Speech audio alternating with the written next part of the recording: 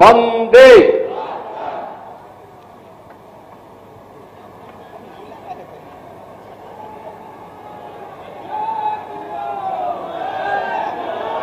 प्रथम स्वातंत्र समर के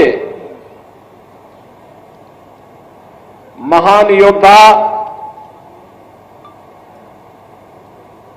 राजा नरपत सिंह की इस पावन धरा पर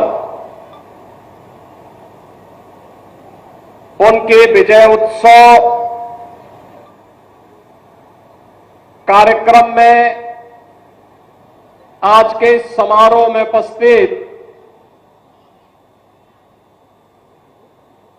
जनपद हरदोई से ही लोकप्रिय विधायक और प्रदेश सरकार में मंत्रिमंडल के मेरे सहयोगी श्री नितिन अग्रवाल जी, जनपद के प्रभारी मंत्री श्री दयाशंकर सिंह जी, उत्तर प्रदेश सरकार की मंत्री और विधायक श्रीमती रजनी तिवारी जी, माननीय सांसद जयप्रकाश रावत जी, माननीय सांसद श्री अशोक रावत जी, जिला पंचायत अध्यक्ष श्रीमती प्रेमावती जी, जिला पंचायत अध्यक्ष उन्नाव श्रीमती शकुन सिंह जी, लोकप्रिय स्थानीय विधायक श्री आशीष सिंह आसू जी, माननीय विधायकगण श्री मानवेंद्र सिंह जी, श्रीमती अलका सिंह अर्कवंशी जी, श्री श्याम प्रकाश जी, विधान परिषद के माननीय सदस्य श्री अशोक अग्रवाल जी,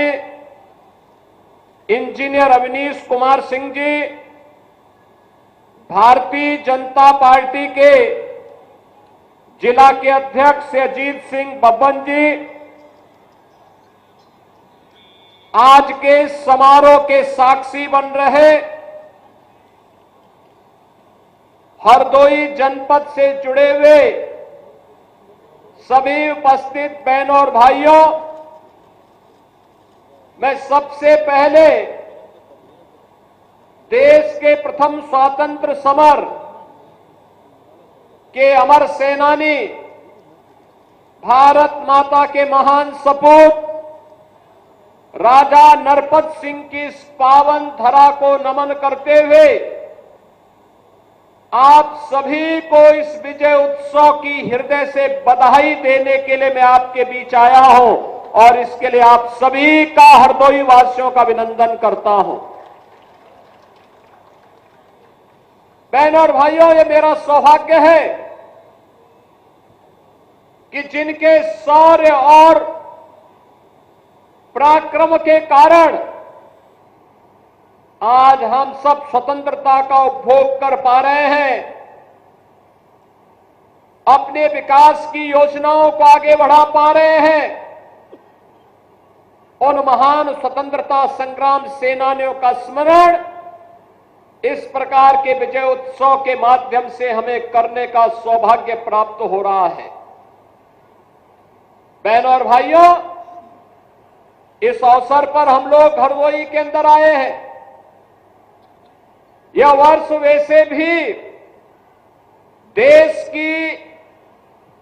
संविधान को लागू करने के 75 वर्ष पूर्ण होने के उपलक्ष्य में पूरा देश एक ओर अमृत महोत्सव के कार्यक्रम के साथ आगे बढ़ रहा है, तो वहीं देश के संविधान को लेकर के बाबा साहब डॉक्टर भीमराव अंबेडकर के द्वारा जिस कार्य योजना के साथ देश के संविधान का निर्माण किया गया था और संविधान के प्रति सर्वोच्च सम्मान व्यक्त करते हुए एक भारत श्रेष्ठ भारत के निर्माण के इस कार्यक्रम के साथ जुड़ने का सौभाग्य हम सबको प्राप्त हो रहा है। बहनों और भाइयों, दुनिया के अंदर अगर आज भारत सबसे बड़ा लोकतंत्र है तो भारत के संविधान के कारण, बाबा साहब डॉक्टर भीमराव अंबेडकर के द्वारा दिए गए संविधान के कारण उत्तर से लेकर दक्षिण तक, पूरब से पश्चिम तक 140 करोड़ का भारतीय एक भारत श्रेष्ठ भारत के निर्माण के साथ अब विकसित भारत की परिकल्पना को प्रधानमंत्री मोदी जी के नेतृत्व में आगे बढ़ाने के लिए प्रतिबद्ध दिखाई दे रहा है। बहनों और भाइयों, लेकिन आज जिस गौरव की अनुभूति हर भारतवासी कर पा रहा है,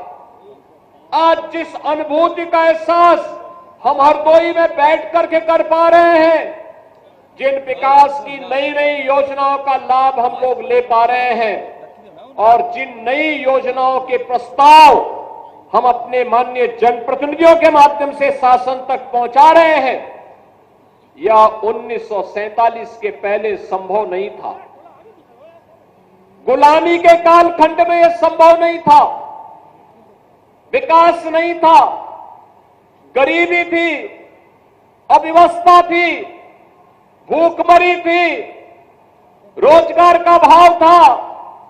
लोगों को प्लान करने के लिए और अकाल का शिकार होने के लिए मजबूर होना पड़ता था।